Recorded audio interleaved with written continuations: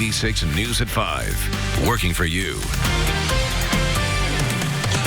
First at 5, growing concerns tonight after mosquitoes found in Carmel tested positive for West Nile virus just days ago. One man contacted RTV6 saying he's had concerns about the mosquitoes in that specific park for years. And working for you tonight, RTV6's Stephanie Wade shows us how the city is taking action tonight.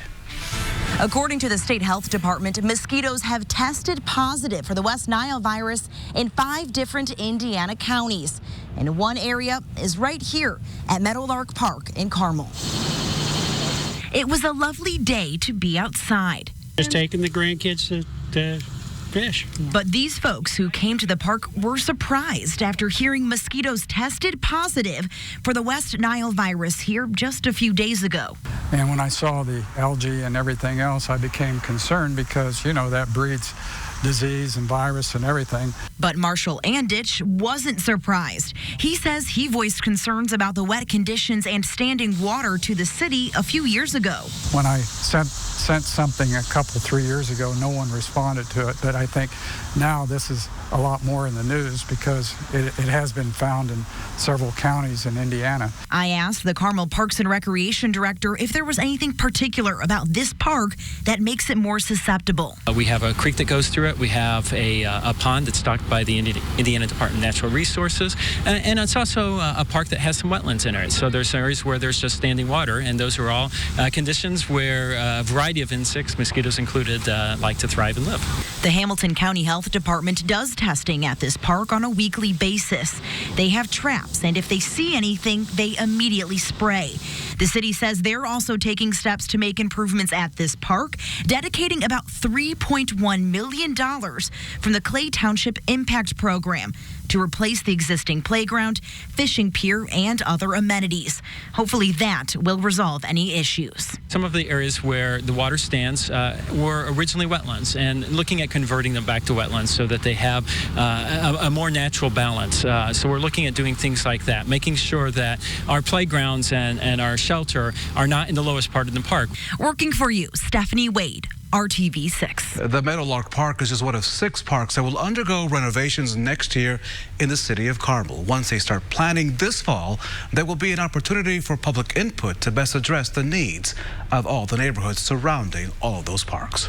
Now at 5 o'clock, 2 people are dead following a crash on Interstate 70 near Plainfield, which is still causing major traffic troubles. The Plainfield Fire Department says the crash happened just after 2 this afternoon in the eastbound lanes of I-70, this near State Road 267 in Hendricks County. Again, 2 people are dead. And this, a live look right now from eastbound I-70. And as you can see, the eastbound lanes of the interstate are closed. Traffic is being diverted off of I-70, so avoid eastbound I-70 again near State Road 267 near Plainfield. It is not yet clear what caused this crash, and the 2 people killed have not been identified as of now. The sun and humidity are on full display in downtown Indianapolis, and also a few thunderstorms have popped up in our viewing area. Chief Meteorologist Kevin Gregory is here. And Kevin, what will change the rest of the evening and for the start of our Wednesday? Arriving tonight, lower humidity and cooler temperatures. We've just got to get there. We've had some showers and thunderstorms to the south, but we're still at 87 right now. Look at the wind direction out of the northwest. That's the key to lowering the humidity and dropping the temperature. The thunderstorms have been confined really to the southern portion of the state, Bloomington to Nashville and Columbus. Let's zoom in. One area of rain right near Story, Indiana, in the southern portion of the hills of Brown County, near Lake Monroe, then near Seymour. All of this activity is drifting to the south and east, but watch how they just kind of pop up out of nowhere. They've had torrential rainfall in southeast Indiana and in the Cincinnati area. For us, temperatures, they're as warm as they've been all day long. 87 in Indianapolis, mid-80s, Lafayette and Peru. Temperatures will fall about 20 to 25 degrees by tomorrow morning. By 11 o'clock tonight, partly cloudy skies, 73 degrees with the humidity starting to fall. And now at 5, take a good look. You may have noticed this right here. The bike lanes popping up in downtown Indianapolis. That means there are some significant changes for drivers and for the bicyclists downtown. Working for you tonight, RTV6's Cameron Riddle shows us how to navigate Indy streets. Indigo's new red line is not only changing the way drivers are getting their cars through downtown Indianapolis, it's also changing the way bicyclists get from point A to B. Before the red line officially rolls through Indianapolis, new bike lanes are already open for business, and that means changes for Hoosiers on 2 wheels and 4. We removed the bike lane on Capitol Avenue going south, and because of that, we added the bike lane here on Illinois. That new 2-way bike lane leaves 1 fewer lane for drivers headed north on Illinois. What was a lane of parking on the side of the street is now the bike lane, leaving some drivers confused on where to park. And let's literally walk you through this. Literally, right here is the north and south bike lanes on Illinois. Then over here on the other side of these new traffic barriers is where drivers will park their cars. And then finally, remaining in the street are those now 2 traffic lanes that drivers have to park, and then 1 additional parking lane on the other side of Illinois. Working for you tonight, I'm Cameron Riddle, RTV6. Thanks, Cameron. A lot to get used to out there. Tonight, Indianapolis police are searching for a man in connection with at least 2 counts of child molestation. Investigators in Indianapolis issued a warrant for Oscar Sanchez Hernandez on July 19th, charging him with 2 counts of child molestation. That's according to Crime Stoppers of Central Indiana. Hernandez is also a suspect in a molestation case out of Johnson County. IMPD says they believe Hernandez moved into an apartment on the south side of Indianapolis, although his exact location is still not known.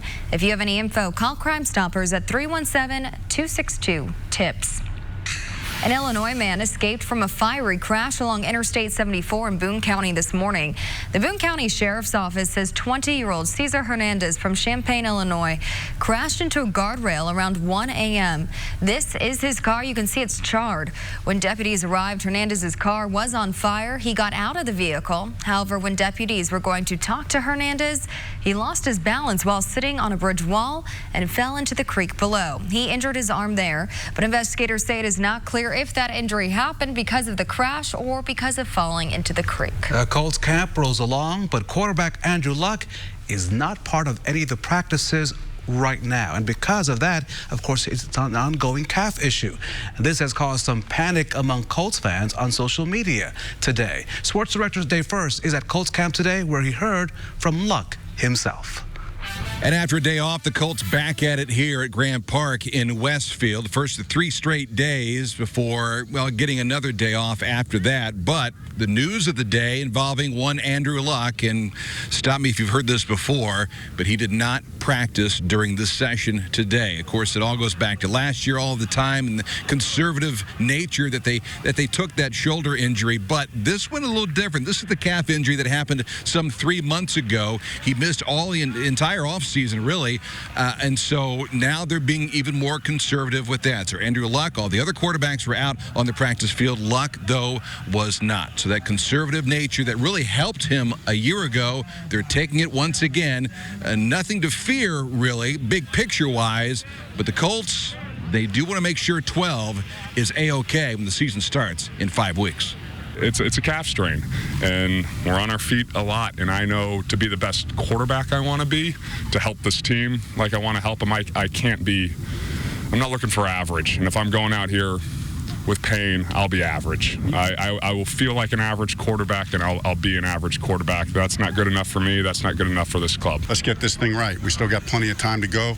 And listen, we're dealing here with a guy who knows how to deal with this stuff. And I trust Andrew implicitly and want to listen to him and the feedback. He knows what he feels. So I think we're doing the right thing there. All of this is sounding vaguely familiar when you go back to what happened with Luck and the conservative nature and approach they had literally and figuratively just a year ago. Hey, if it worked well a year ago, perhaps it'll work well again. First game isn't until 5 weeks. Don't panic, at least not yet.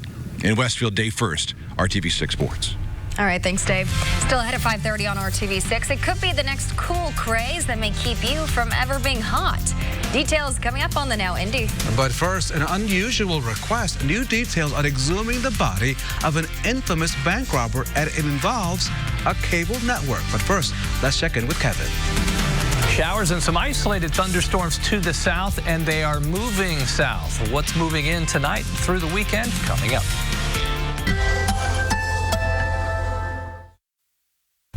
And now at 5, we're getting new information about a plan to exhume the body of infamous bank robber John Dillinger at Crown Hill Cemetery right here in Indianapolis. And we're also learning the History Channel is involved.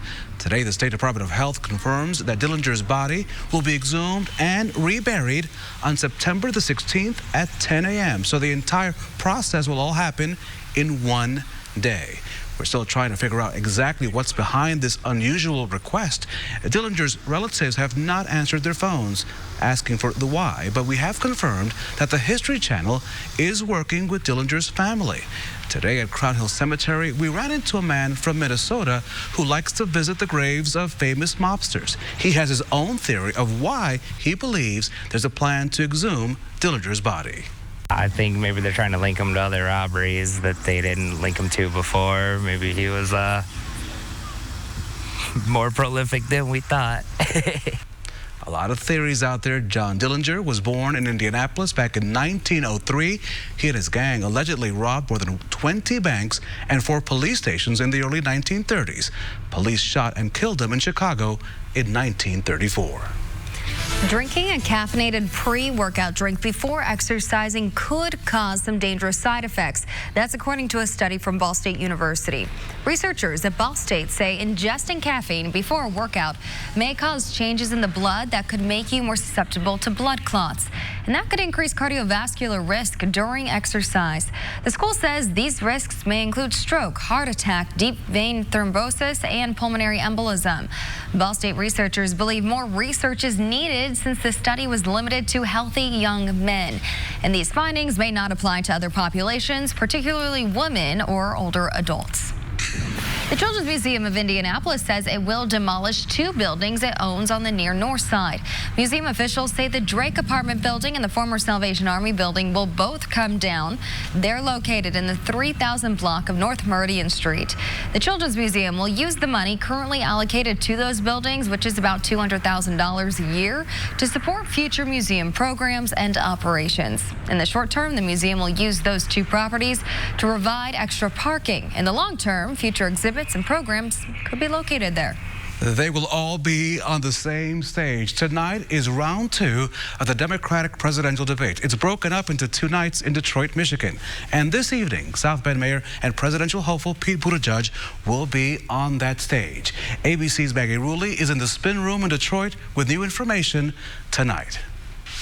As the Democratic candidates kick off night 1 of their second round of debates, all eyes are on the 2 progressive powerhouses taking center stage. The 2 people in the middle are the front runners, Bernie Sanders and Elizabeth Warren, but the thing is they don't actually disagree on very much. I think there's an alliance of sorts among the 2 progressives on the field, and the other folks on the stage have a lot more incentive to go after them than they do to go after each other. And ABC News political director Rick Klein tells us this could be the last chance for many of the other 8 candidates on stage to break through. Fully half of the people that we're going to see tonight do not know if they're going to ever have another debate. They are not assured of a spot because of the polling thresholds at the next debate in September. That means that the pressure's on them to make something happen. And he says the 2 men who will be standing on either side of tonight's frontrunners, Beto O'Rourke and Pete Buttigieg, have a lot to live up to. It's a big night for Beto O'Rourke. He has sort of fallen off the radar screen. Ironically, he's going to be facing off against Mayor Pete Buttigieg, who took away a lot of his early momentum. I think those 2 men, they may have as much riding on this as anyone else because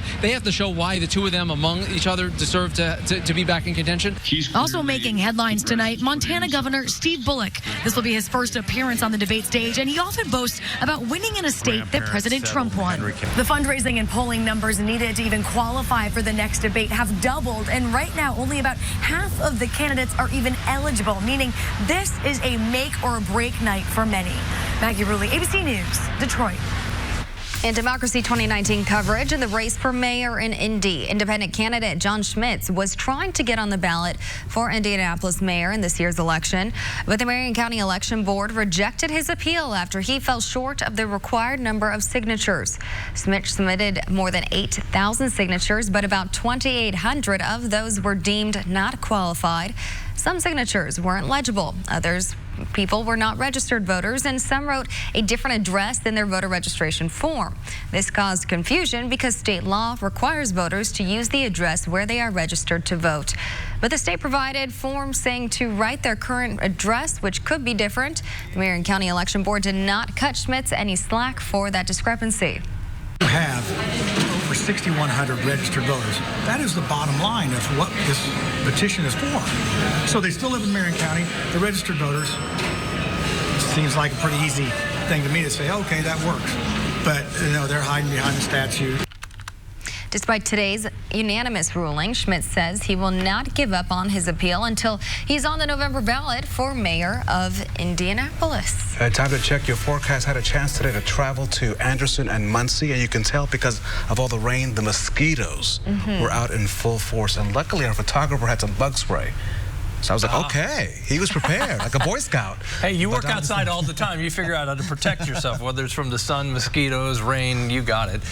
Beautiful, though, right now, especially as you look to the west. What I like is the clarity there. Doesn't it look kind of crystal clear? Postcard. Very nice. Those cumulus clouds you see now, you won't see later tonight. Those will fade away, and we'll also lose a little bit of the haze in the air as the humidity begins to drop. Thunderstorms down to the south diminishing. They're going, almost gone from our viewing area. Just clearing Lake Monroe. One downpour there. Another just to the northeast of Bedford, south of Seymour. All of this headed toward the Ohio River. To the north, nothing happening. And I do think we'll continue to see the drier air filter in from northwest to southeast, and it will lead to an enjoyable stretch of weather. Temperatures right now are warm. 87 in Indianapolis. We're the warmest. You see what happens when you have the nearby rain and cloud cover. 80 in Richmond, 83 in Greensburg. Temperatures tonight destined for the upper 50s to low 60s. Say hello to Rocco. He got up and out of his chair when he heard he might be going on a walk. And you are, young man. You're walking with me during the evening weather forecast here. Okay. Thanks to Rich for sending in the picture. Temperatures will cool to about 82 at 7 o'clock tonight, down to 73 by 11. Please send your picture to kevin.gregory@wrtv.com, and I'll take your dog for a walk. How about that? 62 overnight. Sky will clear. That wind out of the north. Tomorrow, comfortable in the morning, comfortable all day long. Mixture of clouds and sunshine. We move from the 60s into the low 80s, even with the nice breeze out of the north. That north wind keeps the humidity low. Temperatures below average for a couple of days. 84 is our average high. You can see we'll be shy of that. Later in the week and into the weekend, we'll climb above average a little bit. Here's your 7-day planner. Notice as we go to the end of the week, which happens to be RTV6 day at the State Fair, opening day on Friday. We're dry, a little warmer Saturday and Sunday, but still dry. Chance for thunderstorms will return early next week. The rain that we had last night, that's it for a while. Okay. It gets dry again. Hopefully you soaked it all in. Yeah. Kevin, thank you so much. Only on RTV6. Of course, Hannah B will reveal tonight her search for love in tonight's season finale. No, it can't be. It's the end of The Bachelorette. Amanda, stop it. I can't wait. Hannah said herself that a lot of questions need to be answered after giving Peter... Why?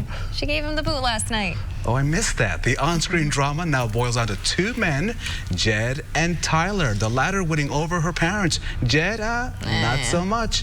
Host Chris Harrison sets you up for the big finale tonight, which I'm sure will be the most dramatic in Bachelorette season.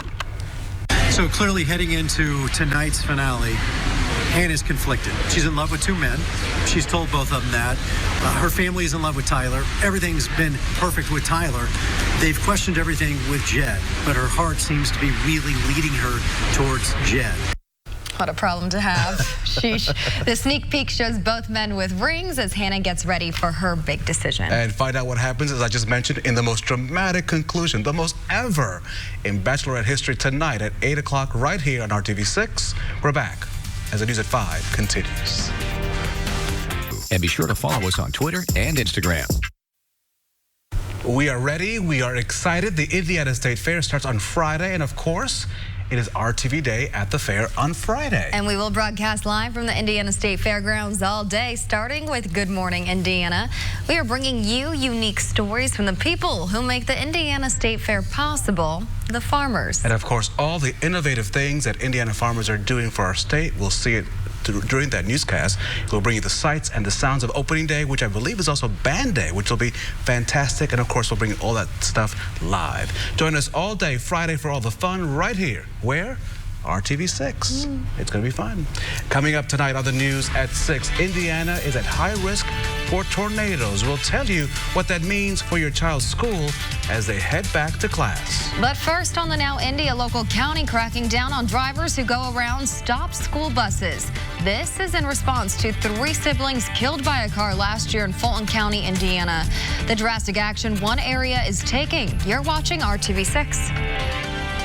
Financing for 60 months on select 2019 Atlas models. Topping our lineup here on the Now, the deadly shooting at the Garlic Festival in Northern California, raising questions about security at outdoor events, the lessons for organizers in the peak of summer festivals. And look, leaving your pet in a car, it can be really dangerous, especially this time of year with the heat.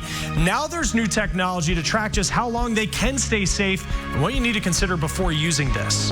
Also, now our clothes starting to become more earth-friendly. We're taking a look at the big-name brands that are making some big-time changes. Thank you, Chris. You're watching the Now Indy on RTV6. I'm Amanda Starantino. It's back to school time, and one local county is cracking down on drivers caught passing a stop school bus. If you are caught passing a school bus with a stop arm out in Delaware County, you will now have to start going before a judge. The Muncie Star-Press reports this change is in response to 3 siblings who were hit and killed in Fulton County, Indiana, back in October. They were crossing a highway to board their stop school bus when a vehicle hit them. Muncie City Court Judge Amanda Dunnick says she'll review a person's driving record and decide whether a larger fine or driver's license suspension is warranted for passing a stop school bus. Right now, ticketed drivers simply pay a $75 fine. And the first day of school can be a little hectic, especially getting everyone ready to go. And maybe this is your kid's first time taking the bus. So working for you, we have those safety reminders from state police. Make sure your kids are at the bus stop at least 5 minutes before the school bus shows up. If you're not waiting with your child, let them know not to play out in the streets and avoid getting too rowdy waiting for the bus. This is for their safety and the drivers around them. Make sure they wait until the bus comes to a complete stop before they try to hop on or get out. Let your kids know they need to be on their best behavior while on the bus, so don't distract the driver and stay seated. And of course, always listen to the bus driver. What about our youngest school-aged children? You have some work to do if you are sending your kid to kindergarten. Their first experience of school life. Working for you, getting tips from a local child psychologist. Dr. Ann Lagas with Riley Children's Health tells us every kindergarten will have some kind of event where your child can meet the teacher, see the classroom, and meet other students. Parents should take full advantage of that opportunity to get your kid comfortable with going to school. Dr. Lagas shares the top 3 things you can do to get your little one ready for kindergarten. Definitely go visit the classroom, meet the teacher. The other thing, too, is for parents to start really talking up school, especially if kids haven't been before, to talk about this is going to be fun, you're going to learn new things, you're going to make new friends. And then the third most important thing is the day of, first day, drop the kids off, smile, say goodbye, get out of there, cry in the car if you have to cry. Oh, Dr. Lagas says routine helps with kindergartners. Figure out what time your child should be in bed, what time they need to be up, what they need to do to get ready for school, and do the same things each day. Matter of routine in the forecast coming up, too. Dry conditions. Look who's home. It's one of the many peregrine falcons nesting in some downtown buildings. He can't hear us, but I bet you he could see us. You never know who's watching you when you're downtown. Okay, temperatures, they're the story. Temperatures are comfortable in central Indiana right now. Now you see me, now you see me. The showers and thunderstorms are disappearing from the southeastern portion of the state. That will leave us dry this evening and warm, 87. That's our current temperature, just a couple degrees cooler in Lafayette. Otherwise, warmest part of the day right now in many spots. Through 9 and 11, we'll see the clouds begin to dissipate and go mostly clear. 73 at 11 o'clock tonight. We'll be in the 50s in spots tomorrow morning. A new healthcare proposal aims to protect your wallet, but some are questioning whether the rule will work in favor of the patients, of the people. Under the proposal, hospitals would be required to post the prices they negotiated with insurers. This would only be prices for services that can be planned ahead, so we're talking like an MRI, a CT scan, or hip replacement. Usually the prices negotiated with insurers are far less than what patients are charged, meaning they end up paying a big difference. The Trump administration says under this rule, hospitals would be forced to compete and eventually prices would drop, but there are hospitals and insurers saying it would actually have the opposite effect. The group America's Health Insurance Plans tells the New York Times once hospitals learn what other hospitals are charging for services, they'll refuse to go lower than those prices. Now, other critics say that even if prices are posted online, the average person would not necessarily understand just how much they would end up paying. But patients will be confused because that's not going to include any post-operative infections, any other procedures that occurred while they're there. So while the price transparency is good, patients need to keep into mind that when you're in the hospital, an infection can occur. Some secondary issue may arise. Now, the rule is expected to take effect in January and will likely be challenged in court.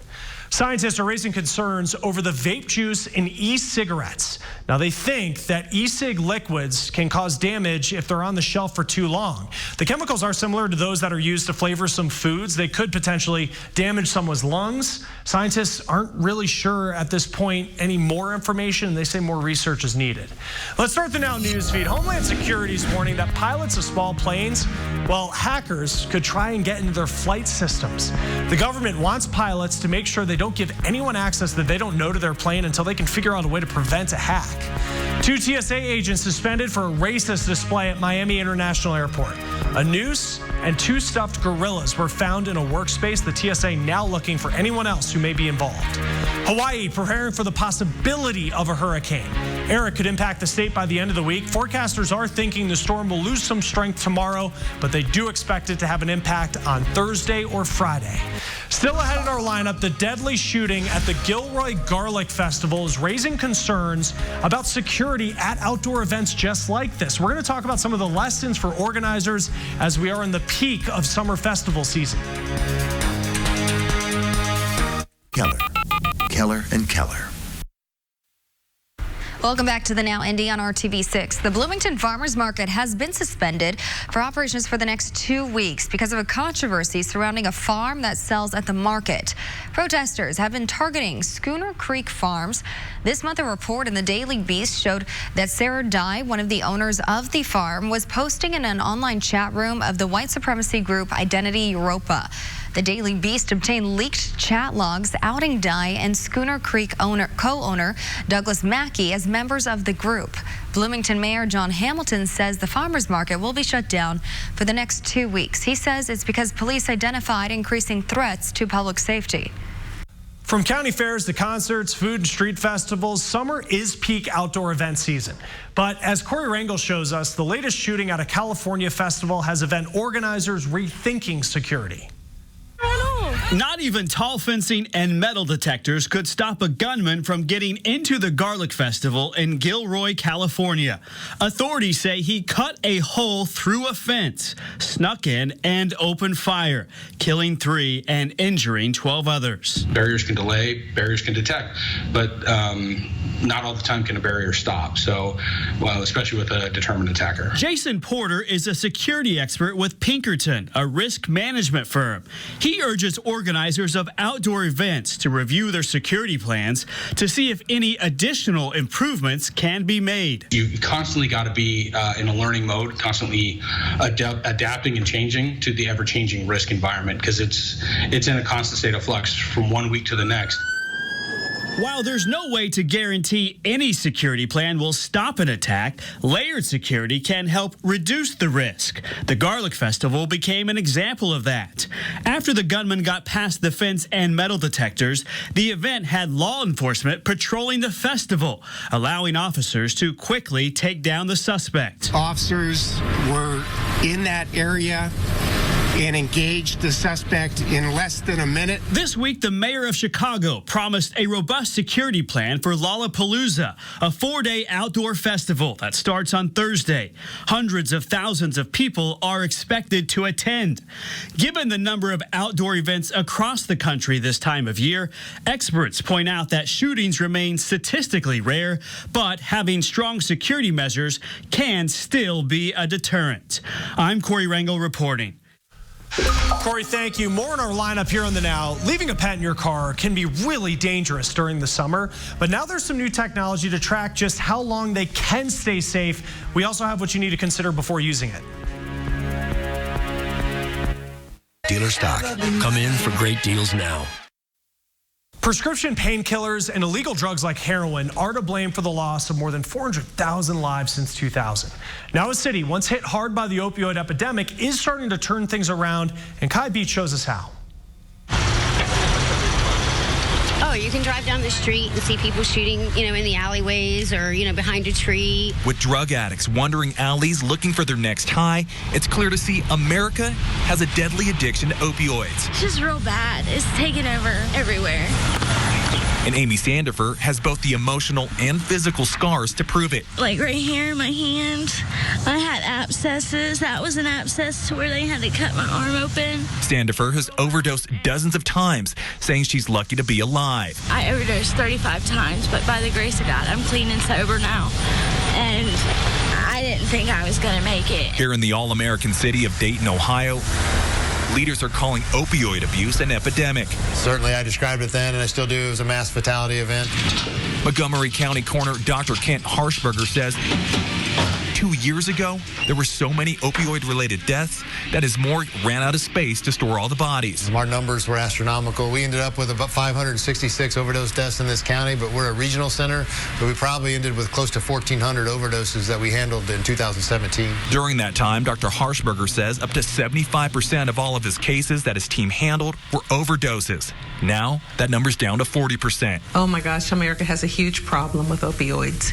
Even though we're seeing some of the numbers begin to drop, it hasn't decreased the overall problem by any stretch. Helen Jones Kelly, executive director of the Montgomery County Alcohol, Drug Addiction, and Mental Health Services, says despite the